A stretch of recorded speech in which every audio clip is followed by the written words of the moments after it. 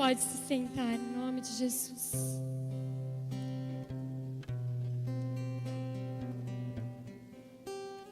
Aleluias.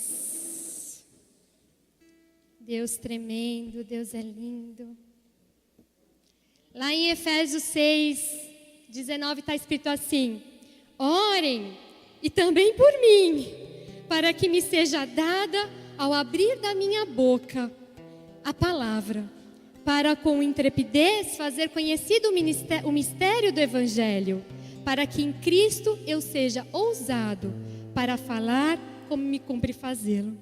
Então que essa noite o Senhor tome conta da minha boca, para que eu não fale nada daquilo que Ele não queira que eu fale, que eu não haja conforme fora do Teu querer e fora do centro da Tua vontade. Que o Senhor possa cercar os corações de todos nós, para que a semente não seja perdida, que ela seja lançada, frutificada, que ela dê frutos em nome de Jesus. Porque nós viemos aqui cultuar ao único digno, e que nós não nos permitamos sair daqui sem sermos transformados, sem sermos modificados, que a gente não saia daqui da mesma maneira que entramos. Amém?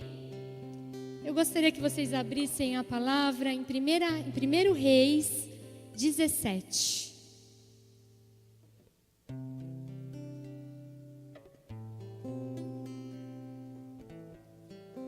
Aleluias. Nós vamos ler do 1 até o 7. Incrível é a presença do Senhor neste lugar. Pai, está tão quietinho hoje aqui, mas a sua presença é tão certa neste lugar. Seja adorado, Pai. Seja adorado, Deus de Elias.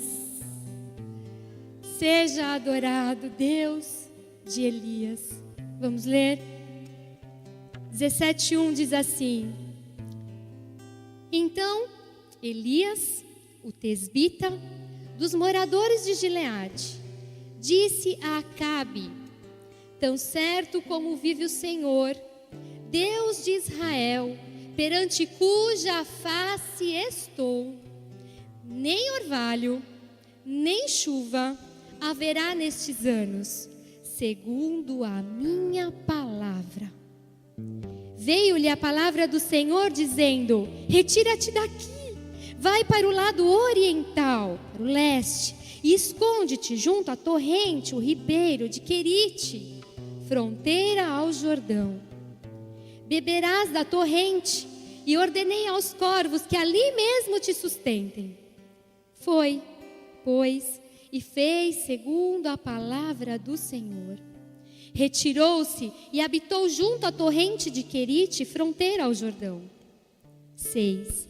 Os corvos lhe traziam pela manhã pão e carne, como também pão e carne ao anoitecer, e ele bebia da torrente.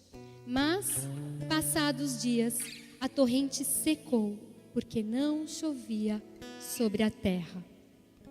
Queridos, Elias é uma história conhecida de muitos aqui, né? Elias a Bíblia conta que ele era um tesbita. Lá em Tiago 5,17, ele fala que Elias era humano, sujeito aos mesmos sentimentos que eu e você. Porém, Elias, ele viveu o sobrenatural de Deus. Humano, como eu e você. Só que ele teve experiências incríveis com o Senhor. E Elias, então, nesse contexto, ele está de frente para um rei. O rei Acabe. Esse rei, ele estava reinando em Israel naquele tempo. E a Bíblia, um pouquinho antes, ele fala que este rei, ele era mau perante o Senhor. E não bastava ser mau, ele ainda tinha como esposa Jezabel, que era péssima. Eu tenho um amigo que fala que Jezabel deveria te chamar Jeza, a filha do cão, Bel. De tão mal que a mulher era. A mulher era terrivelmente cruel, esposa desse rei. E um pouquinho antes ele fala que Acabe levantou um altar a um deus chamado Baal. e ali eles prestavam cultos a este Deus. A Bíblia conta que no período de Acabe, esse culto a Baal alcançou uma maior parte do povo. Foi no período de Acabe que o povo mais se rendeu a Baal. A Bíblia fala que ele cometeu mais abominações para irritar ao Senhor do que todos os reis de Israel. Todos os reis que passaram antes de Acabe não foram maus como Acabe foi. Então imagina, Elias está de frente para Acabe. Eu imagino, né? Vamos viajar um pouquinho na palavra. Eu imagino Acabe no seu trono e de repente me aparece um rapaz e fala assim: eu vim aqui dizer que a partir de agora não chove, nem cai orvalho, até que eu fale o contrário. Acho que Acabe não deve ter nem escutado direito, né? Acho que ele deve ter olhado, tá bom, né? Não deve ter entendido e logo em seguida Deus fala assim para Elias: se esconde, se manda daqui, vai embora, vai para um lugar que chama Querite. E aí eu acho que deve ter passado um dia e Acabe não percebeu que a chuva não parou, que a chuva tinha parado. Passou uma semana e Acabe não deve ter notado. Mas quando passou, acho que um mês e pouquinho, 2, acho que Acabe falou: opa, quem foi aquele que disse aquilo para mim? E Acabe então começa a procurar, a caçar Elias como um animal, por todos os cantos. Só que Deus, nesse momento, nesse pedacinho que a gente leu, levou ele para um lugar que chamava Querite. Querite significa lugar de corte. Então imagina, Elias tinha acabado de ser o cara, de ter sido grandemente usado e ousado.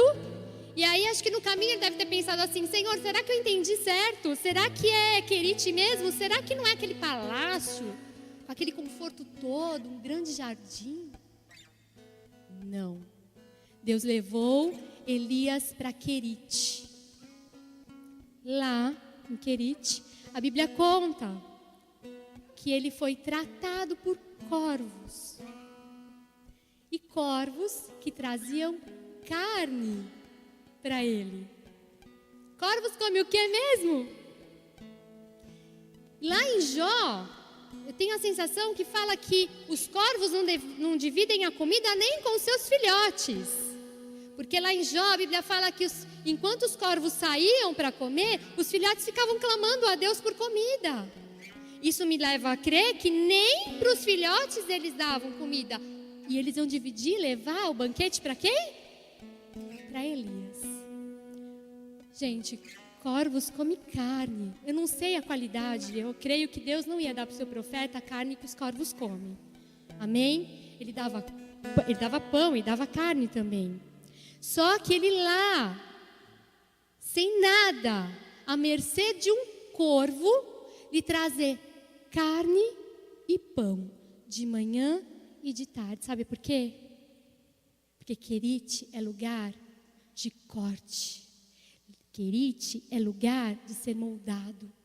Querite é lugar de ser quebrado para ser refeito.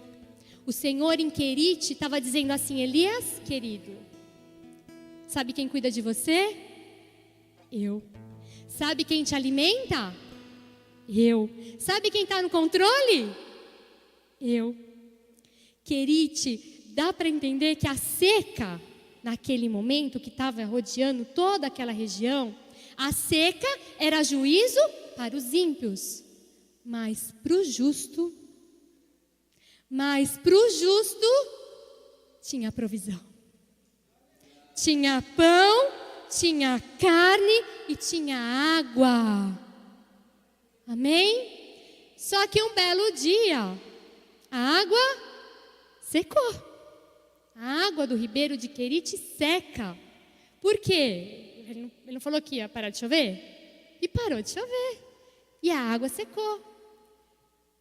E aí a gente pergunta, né? Por que secou? Se Elias estava no centro da vontade de Deus, por que a água secou? Porque o Senhor tem planos dos quais a gente não conhece. E Jeremias diz assim: eu é que sei, que pensamentos eu tenho a respeito de vós. Pensamentos de paz e não de mal. Deus tinha planos para Elias. Lá em Querite, o Senhor estava moldando Elias para que a autoridade dele fosse restaurada, além daquela do dia que ele mandou parar de chover. Ele estava pedindo um pouquinho mais de Elias, e para isso ele precisava preparar o vaso. Então, assim como o oleiro, lá em Querite, moeu e estava moldando um novo vaso. Agora vamos lá para 17:9, vamos ler mais um pouquinho? Mais um pouquinho para frente, no 9, diz assim: dispõe-te e vai a Sarepta, que pertence a Sidom, e demora-te ali onde ordenei a uma mulher viúva que te dê comida. Então ele se levantou e se foi a Sarepta. Chegando à porta da cidade, estava ali uma mulher viúva apanhando lenha. Ele a chamou e lhe disse: traze-me, peço-te uma vasilha de água para eu beber. Indo ela buscá-la, ele a chamou de novo e disse assim: traze-me também um bocado de pão na tua mão, um pedaço de pão na tua mão. Porém ela respondeu: tão certo como vive o Senhor, teu Deus, o Senhor, teu Deus, nada tenho cozido, há somente um punhado de farinha numa panela e um pouco de azeite numa botija. E vês, aqui apanhei 2 cavacos, 2 gravetos, e vou preparar um resto de comida para mim e para o meu filho. Comê-lo-emos e morreremos. Elias lhe disse: não temas, vai e faze o que disseste, mas primeiro faze dele para mim um bolo pequeno e traze-me aqui fora. Depois farás para ti mesma e para o teu filho. Porque assim diz o Senhor, Deus de Israel: a farinha da tua panela não se acabará, o azeite da tua botija não faltará, até o dia em que o Senhor fizer chover sobre a terra. Foi ela e fez segundo a palavra de Elias. Assim comeram ele, ela e sua casa muitos dias. Aqui em Sarepta a gente percebe que Elias continuava sendo alimentado como Deus queria. Ele continuava com a mesma autoridade que ele falou que ia parar de chover, com a mesma autoridade ele falou com aquela viúva. Amém? Deus estava fazendo com que Elias experimentasse mais um pouquinho do seu sobrenatural, fazendo com que aquela farinha e aquele azeite não acabasse. Quem era Elias? Era um homem como eu e você. Alguém com os mesmos sentimentos e os mesmos medos que eu e você. Porém, estava experimentando o sobrenatural de Deus. Por quê? Por quê? Meu Deus. O oleiro fez o vaso em Querite. Só que em Sarepta, ele precisava levar o vaso para o forno. Lê comigo 17. Depois de tudo isso, adoeceu o filho da mulher da dona da casa. E a sua doença se agravou tanto que ele morreu. Então disse ela a Elias, gente, presta atenção nisso. Disse ela a Elias: que fiz eu, ó homem de Deus? Viestes a mim para trazeres à memória a minha iniquidade e matares o meu filho? Gente, Elias estava sendo caçado como um animal por Acabe. Ele estava passando um aperto. Eu creio que a pressão da fornalha, ela é pior do que o fogo. Porque imagina, ele estava sendo caçado e agora ele estava sendo acusado de uma coisa que ele não fez. De algo que ele não imaginou. Ele estava morando na casa daquela viúva que com certeza não tinha muitos recursos, estava passando fome por causa de uma coisa que ele fez, mesmo assim que ele fez, entre aspas, que Deus fez através da vida dele, que foi parar de chover, para dar uma lição para aquelas pessoas, para o povo de Israel. E, no entanto, aquela mulher começa a acusá-lo de uma coisa que ele não tinha feito. A pressão da fornalha é mais forte que o fogo. Porque no fogo já era, a gente já foi. A pressão de ir para a fornalha, será que a gente aguenta? Nós fomos moídos e moldados e cortados muitas vezes na nossa vida. Mas será que ir para o forno, sair do conforto da nossa casa, receber uma afronta sem merecer, fazer um jejum que Deus propôs, não nós.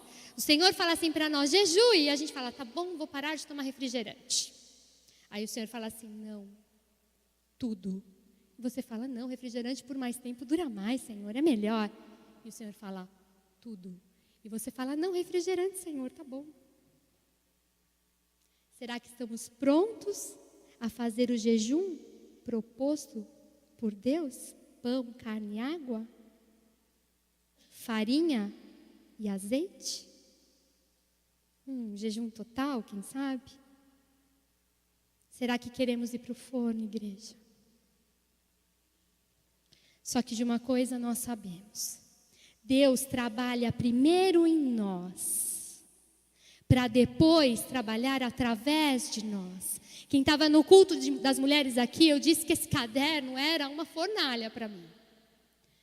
Porque aqui tem lições das quais o Senhor está tratando no meu íntimo, e essa de hoje é uma delas. É um braço daquelas que eu mostrei no culto das mulheres.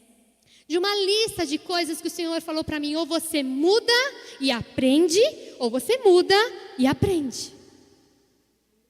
Um dia eu levantei a mão e falei, eis-me aqui, eis-me aqui, eis-me aqui, Senhor, me usa numa canção. E chorando eu disse isso, será que eu estou pronta? Dançar é tão fácil.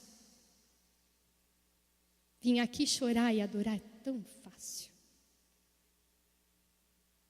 Mas será que o forno de Deus para mim e para você será tão simples assim? Lê comigo 17, 19. Ele lhe disse, dá-me o teu filho. Tomou-o dos braços dela e o levou para cima, ao quarto onde ele mesmo se hospedava, e o deitou em sua cama. Então clamou o Senhor e disse, ó Senhor, meu Deus, também até esta viúva com quem me hospedo afligiste matando-lhe o filho. E estendendo-se 3 vezes sobre o menino, clamou o Senhor e disse, ó Senhor, meu Deus, rogo-te que faças a alma deste menino tornar a entrar nele. O Senhor atendeu à voz de Elias e a alma do menino tornou a entrar nele e reviveu. Elias tomou o menino, o trouxe do quarto à casa, deu à sua mãe e lhe disse, vê, teu filho vive. O Senhor trabalha primeiro em nós, para depois trabalhar através de nós. Primeiro em mim, para depois através de mim. Ele entregou aquele menino vivo. A pressão da fornalha tinha um propósito. Ele precisava estar pronto para depois ser usado a tal ponto de ressuscitar alguém. Ressuscitar alguém. Quem era Elias? Um homem como eu e você. Só que naquele instante a mulher disse assim para ele, nisto, aquela que falou que ele falou, poxa, veio aqui falar me lembrar de tanto pecado que eu tenho, além de tudo matar meu filho. Só a presença de Elias já fazia ela lembrar de tudo que ela era, de tudo que ela tinha feito e de tudo o que ela foi. Será que a minha presença e a tua presença em qualquer lugar, num shopping, numa loja, numa feira, num mercado, será que a nossa presença é tão forte e tão intrínseca em Deus, a ponto de alguém olhar e falar, oxa, o avivamento é isso. Nós vamos passar e a pessoa ao olhar para nós vai se arrepender. Vai se arrepender, vai chorar. Só de olhar para nós. Para nós quem? Para nós que aceitamos ao molde do Senhor, querite. Para nós que aceitamos a fornalha do Senhor. Amém? Nesse instante ela diz assim para ele: nisto conheço agora que tu és homem de Deus. Olha aí. E o mais importante, que a palavra do Senhor na tua boca é verdade. O tempo todo essa mulher fala o teu Deus, sinal de que não era o Deus dela. Mas nesse momento, ela viu que era verdade. Amém? Mas para tudo Deus tem planos. E Deus não tinha só Sarepta para Elias. Depois de muito tempo, ele fala assim para Elias: vai se encontrar com Acabe. Pensa bem, o cara queria matar Elias, estava doido, já tinha corrido atrás, colocado todo mundo atrás de Elias. E Deus, depois de muito tempo, fala: vai lá para o rei de novo, porque eu vou fazer chover novamente. Lá em Tiago nós vimos que durou 3 anos e meio a seca. 3 anos e meio, sem chover. E aí ele vai, porque Elias sabia de 2 coisas. Ele sabia ser obediente e ele sabia o Deus que ele servia. O nome dele era Javé. O meu Deus, Senhor é o meu Deus. Então ele tinha certeza a quem ele servia, amém? E aí ele vai atrás de Acabe e ele se encontra com o servo de Acabe, com Obadias. E Obadias era um homem que, além de servir Acabe, ele era temente a Deus. E ele se encontra e Obadias fala: não vou falar que você está aqui, porque dá que você some aí lascou, ele vai me matar, porque ele já te caçou para tudo quanto é lado. E aí num bate-papo Elias convence e garante que ele vai lá, que ele vai se encontrar com Acabe. Então o servo vai e avisa Acabe. Então nós vamos agora lá para o 18, no 17. Então Elias vai e se encontra com Acabe muito tempo depois disso. Vamos para o 17, está falando assim, vendo, quer dizer, Acabe quando viu Elias, disse assim: és tu, ó perturbador de Israel? Respondeu Elias: eu não tenho perturbado a Israel, mas tu e a casa de teu pai, porque deixaste os mandamentos do Senhor e seguistes os Balaíns.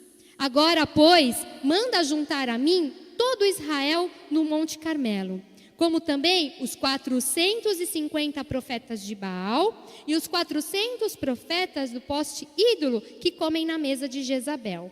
Um poste ídolo é um tronco de árvore, uma imagem. E Baal, ele tinha Baal como a grande divindade masculina e tinha Astarote, né, que era a grande divindade feminina. Então tinha para todo gosto, né? Tinha para homens e tinha para mulheres. 450 profetas de Baal e 400 profetas de Astarote. Nessa hora, Acabe não mata Elias.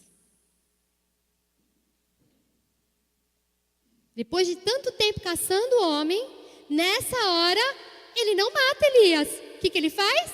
Ele obedece. Gente, o rei Acabe obedeceu Elias.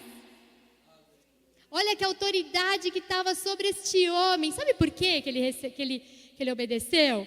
Porque a briga ali não era contra a carne. Era Deus e Baal. Era Deus e Baal. E aí nós vamos chegar no 20, presta atenção. No 20 nós já lemos, nós vamos chegar no 21, que para mim é o recado dessa noite. O 21 para mim é o ponto importante, é o que nós viemos fazer aqui hoje. Então vamos ler, 21. Então Elias se chegou a todo o povo.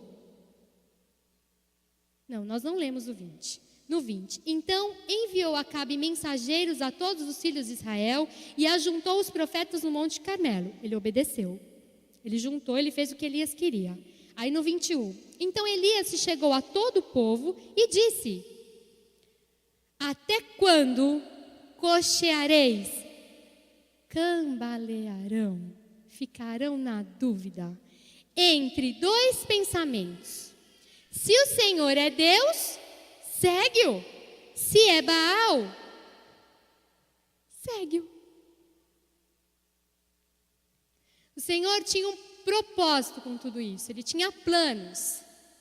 O povo dele, como nunca antes, estava sendo roubado, enganado por um Deus falso, por um rei promíscuo, uma esposa cruel, que estava roubando o povo dele. Porém, ele precisava de Elias para fazer uma coisa única. Em Efésios 5,14 está escrito assim: desperta, ó tu que dormes, levanta-te de entre os mortos e Cristo te iluminará. Desperta, ó tu que dormes. Aquele povo era idólatra. Ah, cá, mas espera aí, a gente não é mais idólatra hoje. Não faço imagem. Assim que eu me converti, eu joguei fora todos os santinhos da minha carteira. Eu não tenho mais imagem na minha casa. Eu não pratico idolatria. Essa passagem está falando do povo de Israel. Essa passagem está falando do povo escolhido de Deus. Essa passagem está falando de mim e de você. Cá, não tem idolatria. Não tem idolatria? Será que nós não somos idólatras? Mais uma vez, quando o Senhor tratou isso no meu coração, eu falei a mesma coisa. Mas, Senhor, eu não sou idólatra. Não. Idolatria hoje, assim como o Juliano Som fala naquela ministração, pode ser a bênção. A gente corre tanto atrás de bênção que esquece Deus. A idolatria hoje pode ser o seu problema. Você está tão aqui de problema que você esquece Deus. A sua idolatria hoje pode ser o seu corpo. Eu malho e esqueço de Deus. A idolatria hoje pode ser seu trabalho. Trabalho tanto, não estou falando que não é para trabalhar. E também não estou falando que não é para malhar. Estou falando que nada pode ocupar o lugar de Deus. Ocupou o lugar de Deus na sua vida, é idolatria. A novela. Silêncio total em casa quando a novela está começando. Ai de quem falar. Ah, mas a novela me ensina tanto. Me distrai, me diverte, me ensina até a me vestir. Estou falando para nós assistir novela? Não sei. Seu coração é que sabe. Só estou falando para você. Não ocupe o lugar de Deus com a novela. Um jogo no celular pode ser o seu ídolo hoje.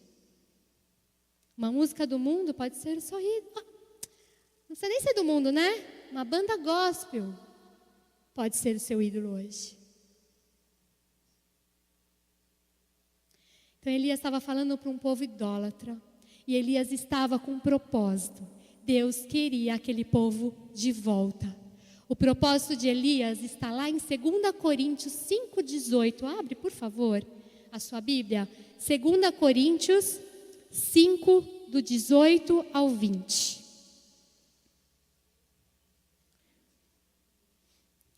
Deus precisava de Elias para cumprir algo tão importante que está em 2 Coríntios. Aleluia. Vamos lá? Tudo isso provém de Deus, que nos reconciliou consigo mesmo por meio de Cristo e nos deu o ministério da reconciliação. Vou repetir, o ministério da reconciliação. Ou seja, que Deus, em Cristo, estava reconciliando consigo o mundo, não levando em conta os pecados dos homens. e nos confiou a mensagem da reconciliação. Portanto, somos embaixadores de Cristo, como se Deus estivesse fazendo o seu apelo por nosso intermédio. Por amor a Cristo, lhe suplicamos, reconcilie-se com Deus. É para isso a mensagem dessa noite. Nós chegamos no ponto da mensagem. Quando eu estava estudando, o tema dessa mensagem chama Elias. Eu? Elias, eu? Nós acabamos de ler que o Senhor reconciliou o mundo através de Cristo. E além disso, confiou a mim e a você o ministério da reconciliação. Elias precisava reconciliar aquele povo novamente. Reconciliar significa no grego katalage, que significa transformação completa. Mudança total, mudança completa da morte para a vida, da maldição para a bênção, de inimigos para filhos. Um dia eu e você levantamos a mão, recebemos o Senhor como nosso único e suficiente Salvador. Só que tem uma notícia para te dar. No dia que você levantou a sua mão, se batizou nas águas, no mesmo momento, você ganhou um ministério. Não, ministério é só quem canta muito bem. Não, ministério é só para os presbíteros. Não, ministério é diaconia. Ministério é aquela que fica na escolinha com toda destreza, cuidando das crianças. Ministério é de pastor. Ministério é mestre, evangelista. É tudo isso? É sim. Só que tem um ministério que eu e você ganhamos de brinde quando nós levantamos a mão e aceitamos a Cristo como nosso único e suficiente Salvador. Olha para o amigo do lado e fala assim: eu tenho um ministério. Você sabia? Eu tenho um ministério. Agora, pergunta para o seu amigo assim: você está fazendo esse ministério andar para frente?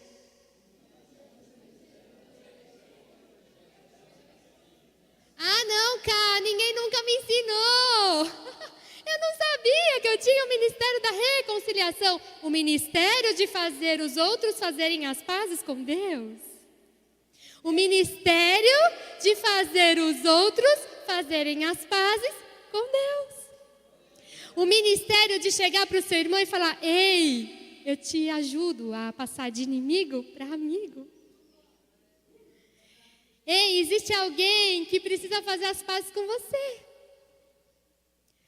É para mim, é para o diaconato, é para o membro que não está ainda em nenhum ministério, é para o pastor, é para o mestre, é para o evangelista, é para todo mundo, é para mim e para você. Deus está nos confiando de que nós iremos reconciliar o povo de Deus e os que não são de Deus. Ah, não, mas isso daí é só para quem? É só para quem estudou, né? É só para quem tem dinheiro. É só para quem é amigo do pastor. É só para quem já está lá na frente. Notícia! É para mim e para avô. Lascou. Disso seremos cobrados. Disto seremos cobrados. Disto eu e você. Não precisa ninguém te ungir. Vem cá, vou te ungir, ministério da reconciliação. Não. Não precisa ser apresentado no púlpito perante a igreja. Ele já acredita em você. Ele já confia que você vai sair fazendo a partir do momento que você levantou a sua mão. Dentro da palavra reconciliar tem a palavra concílio. E eu estudando o metodismo eu aprendi isso. Que concílio é a Assembleia dos Santos. Eu e você fazíamos parte do concílio de Deus, espiritualmente. Só que o pecado entrou no mundo, então nós fomos separados de Deus. E em Cristo Jesus, como nós acabamos de ler, Deus, o próprio Deus, através de Cristo, nos reconciliou com Ele mesmo. E agora nós fazemos parte do concílio de Cristo, que é a igreja. Eu e você fazemos parte de um concílio, temos um ministério a cumprir e não podemos desistir. Isso está intrínseco em nós. Aquele povo estava fazendo exatamente o que Deus não queria que eles fizessem. Aquele povo estava praticando a idolatria.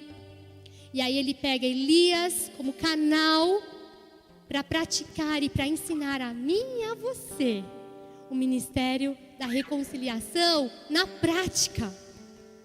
Na prática. Um homem como eu e você.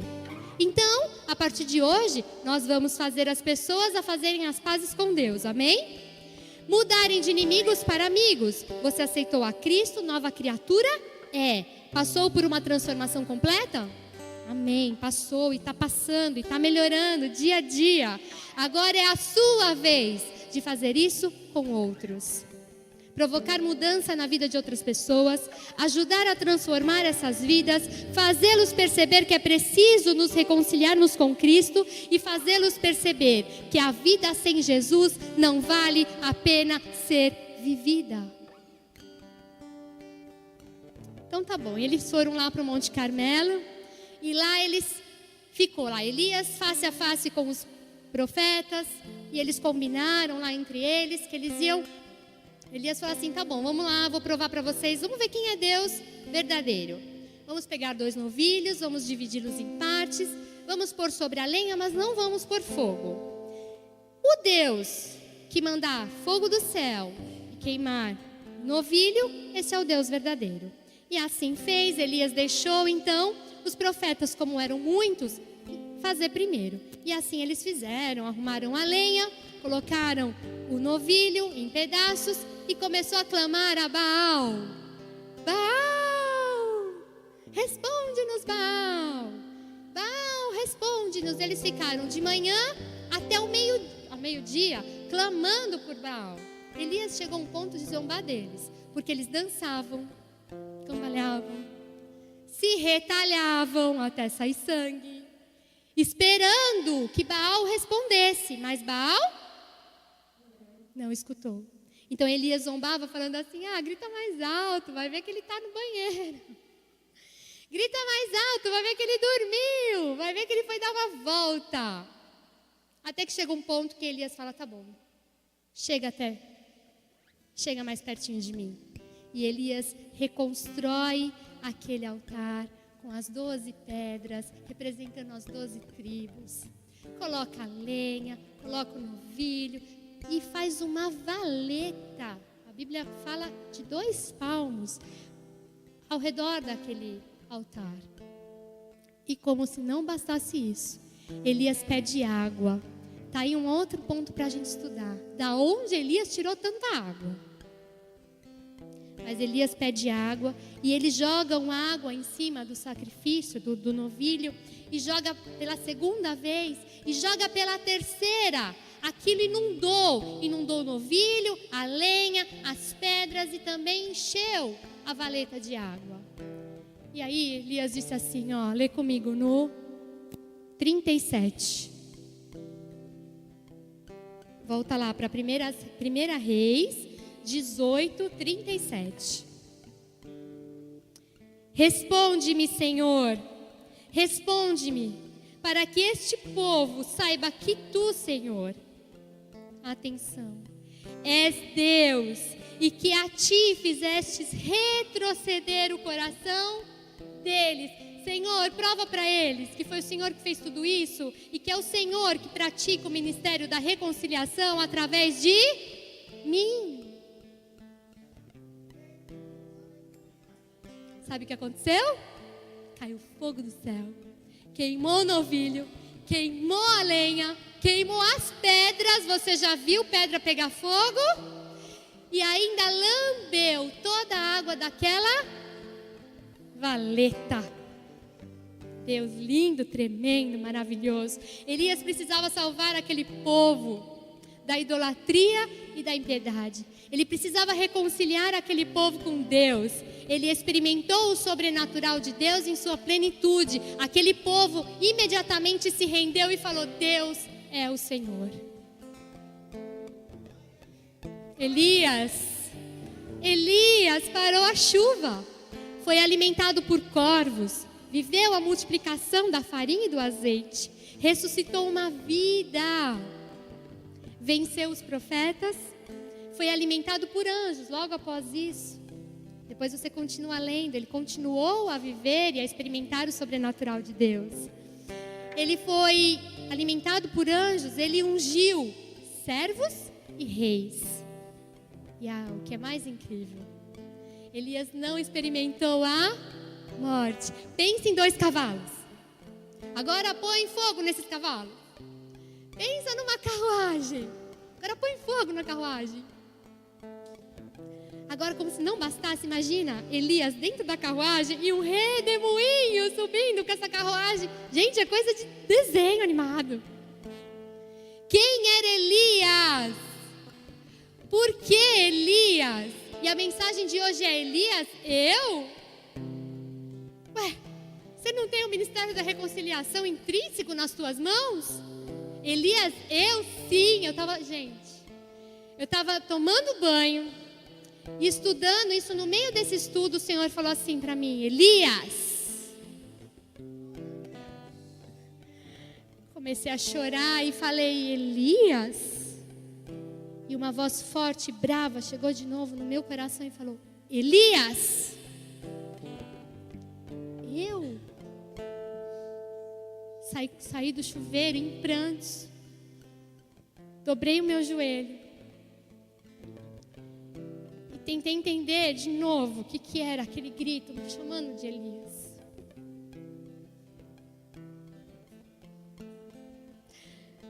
Deus é tão misericordioso e a sua graça é tão grande. Ele precisa de mim, ele precisa de você. E ele disse assim para mim, eu fui escrevendo. Ele disse assim: Elias. Quem era Elias? Elias veio de um lugar que nem no mapa existia. Eu, Karina, quem sou eu? Deus me trouxe para Bertioga. Deus me escondeu aqui, longe de tudo que eu conhecia e de todos os com quem eu convivia. Me trouxe para próximo da fonte de Querite, lugar onde Deus me alimenta como e quando quer. Lugar onde Deus me fez ficar consciente de que eu seria totalmente dependente dele. Me trouxe para ser moldada, quebrada, convertida e refeita. Daqui, deste lugar, me mostrou que eu precisava ainda conhecer Sarepta. Lugar este onde testa minha identidade, meu caráter, minha força, minha resistência, meu entendimento e minha disposição. Lugar onde verifica se o barro que ele formou na fonte de Querite está íntegro e pronto. De Sarepta sei que terá para mim ainda o Monte Carmelo. Lugar de enfrentamento, lugar de enfrentar forças maiores que eu. Lugar de provar para mim mesma para que é que eu vim. Lugar de enfrentar reis, potestades e multidões. Lugar de mostrar que aquele que me chamou, que me forjou, que me testou, que me alimentou, que me limpou, o meu Deus, que tratou e trabalhou o meu interior, agora quer trabalhar através de mim. No Monte Carmelo, sei que colocarei em prática o meu ministério principal, o da reconciliação, onde gritarei a todos: ei, reconciliem-se com Deus em nome de Jesus. Ele sabe de onde eu vim, pois Ele me chamou. Ele sabe para onde eu vou, pois Ele me enviou. Ele sabe o que eu tenho de mal e o que eu tenho de errado, pois Ele me quebrou. Mas Ele sabe onde eu e você somos capazes de ir e o que somos capazes de fazer, pois nós nos entregamos a Ele e Ele precisa daqueles que são verdadeiramente seus, para que o reino obtenha vitória. Nós temos uma grande trajetória, mas será que temos tempo? Nós temos que parar de oscilar hoje. Se é Baal, Baal. Se é Deus, Deus. Nosso pastor fala sempre, não dá para ter mistura. E hoje ele vem aqui, usando Elias para dizer, basta. Se é Baal, Baal. Se é Deus, Deus.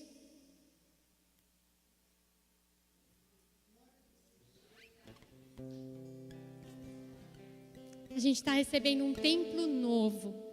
Só que a gente está recebendo também um templo aqui, ó, novo. Um templo e um tempo completamente novo. Eu sinto que tem um novo de Deus. Eu tenho certeza e convicção de que você tem que estar atento ao que Deus está fazendo. Se você entendeu que você ganhou um ministério da reconciliação, eu queria que você ficasse de pé.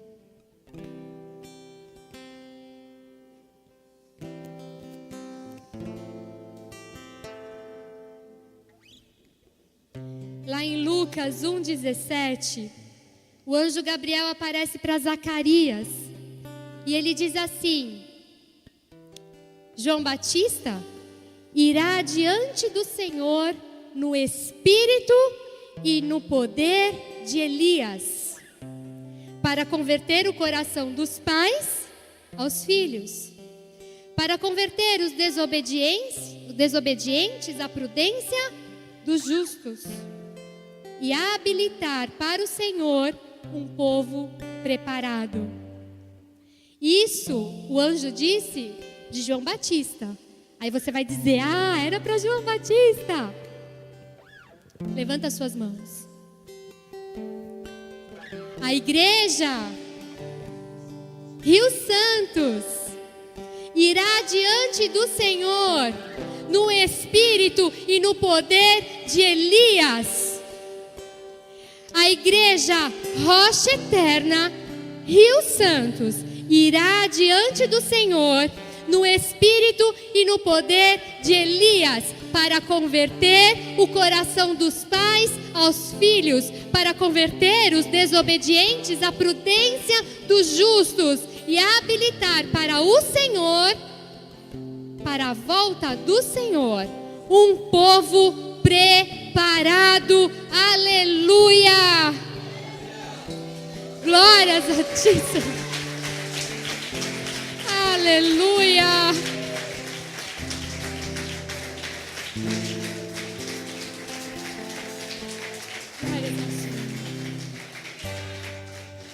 E aí, como se não bastasse, o Senhor tratando em mim, o íntimo do meu ser. Um dia eu querendo acordar assim, aí eu olhei pro Nelsinho, senti o Espírito Santo e falei, Deus quer falar comigo. Levantei correndo, peguei o caderno e um lápis. E o Senhor me disse assim, feche os seus olhos, põe a mão no seu coração. Louvor, para um pouquinho a música, porque é para vocês também. Recebe, em nome de Jesus. Houve um tempo que essa casa não era aqui. Houve um tempo onde o lugar era pequeno, escondido. Um lugar onde o alimento vinha como e quando Deus queria. Foi um lugar de quebrantamento, lugar de poda, lugar onde fomos moldados, lugar de poucos, 10, 20, 30, 80, lugar onde não faltou o acolhimento e os cuidados que vinham do céu, Querite, lugar onde houve o tempo de sermos preparados para alcançarmos um degrau a mais do reino, lugar onde o ribeiro tinha tempo determinado para acabar, onde houve o tempo de nos dispormos e em obediência ir para outro lugar. O outro lugar, Sarepta, lugar maior, lugar de nos reunirmos com outras pessoas, 100, 150, 200 ou mais. Tempo de ter certeza se o barro moldado em Querite ficaria firme. Tempo de passar pela fornalha. Nesse lugar não faltou alimento, até o fim, graças a Deus. Mas teve a imensa prova de fogo. Não faltou nada, não faltou a presença, não faltou sinais, não faltou milagres. Aleluia. Mas o vaso foi levado ao fogo. E quem permaneceu aqui viu o vaso passar pela prova, pela pressão da fornalha e pôde perceber o quanto resistente e apto ele ficou. Sarepta, para essa igreja foi lugar de receber autoridade. Para essa igreja foi lugar de receber maturidade suficiente para subir um degrau a mais. Agora Deus diz: vamos, se apronta, convoca o povo para ir ao Monte Carmelo. Monte Carmelo, igreja nova. Tempo de experimentar o sobrenatural de Deus. Tempo de trazer à tona o ministério principal, o da reconciliação. Tempo de modificar a atitude de multidões. Tempo de fazer o povo parar de cambalear entre duas decisões e definitivamente vivenciar uma transformação completa de mente, de mãos e coração.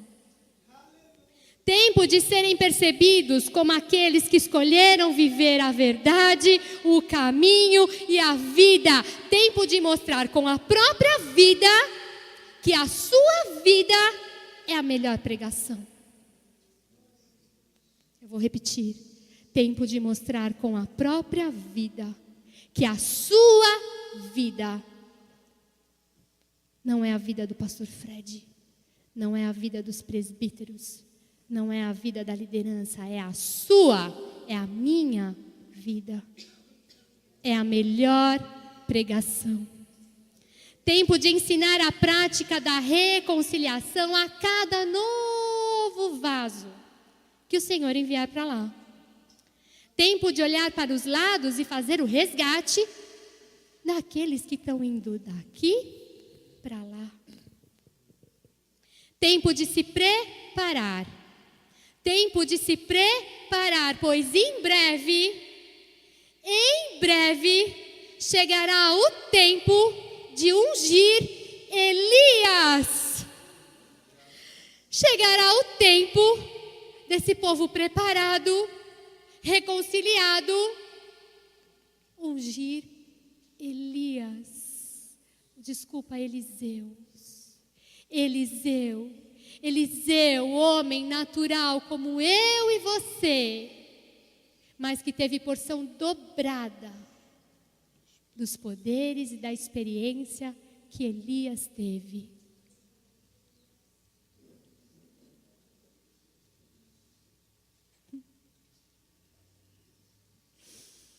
Oh, Deus. Acabou Sarepta. Eis o Monte Carmelo. Acabou Sarepta. Eis o Monte Carmelo. Passamos pela fornalha, aleluia. O vaso ficou apto, ficou pronto. Oh, liderança, que o Senhor seja com vocês. Oh, liderança, nos ensine a ser reconciliadores. Oh, liderança, nos ajude a fazer esse ministério funcionar, o ministério da reconciliação. Depois do Monte Carmelo, tem muito mais. Tem muito mais. Tem muito mais. Se prepare. Se prepare. Desperta, ó você que dorme. Se prepara, acorda. Adore-o em espírito e verdade. Olhe para o lado.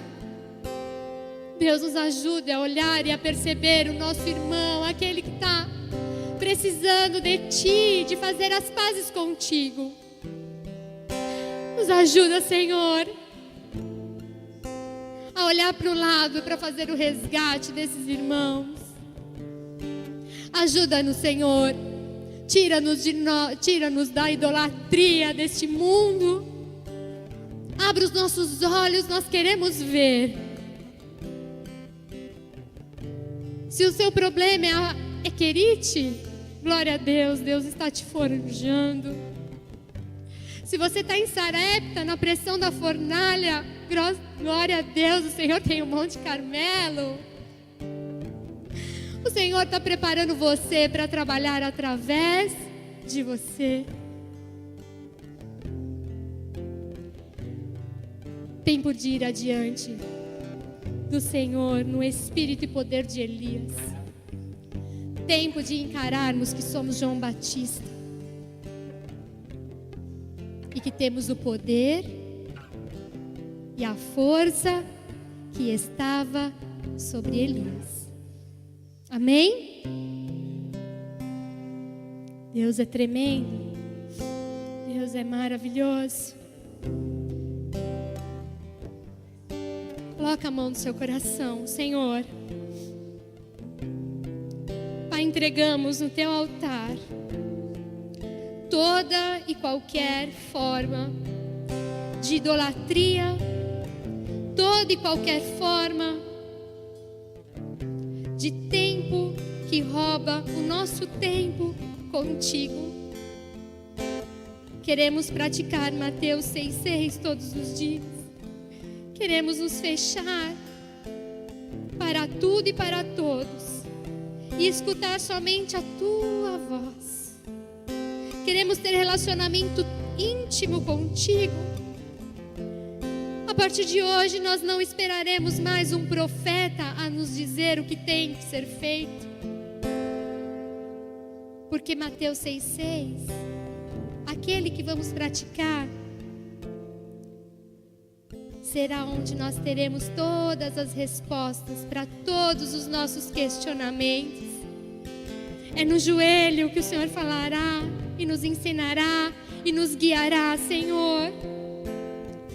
Pai, nós queremos ser ousados para falar de Ti para todos aqueles que passarem pelo nosso caminho, Senhor.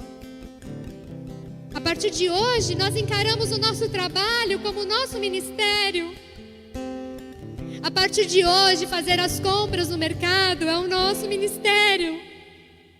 A partir de hoje, andar no trânsito, é o nosso ministério. Porque o ministério da reconciliação, ele é feito a tempo e fora de tempo. O ministério da reconciliação eu posso praticar em qualquer lugar. A minha casa, Senhor, a minha família será o primeiro lugar onde o ministério da reconciliação será feito. Lá eu praticarei todos os dias, Senhor. Pai, destrava os meus ouvidos para que eu possa perceber se os meus filhos, se o meu esposo, se a minha esposa está precisando fazer as pazes contigo. Levar um filho na escola, será o meu ministério. será o meu ministério. Cai sobre nós, Senhor, o poder, o entendimento, a força que estava sobre Elias. Cai sobre nós, para que possamos entender os teus preceitos, sermos obedientes e fiéis. Cai sobre nós o teu Santo Espírito agora, Senhor, em nome de Jesus, em nome de Jesus, em nome de Jesus, em nome de Jesus. Aleluia.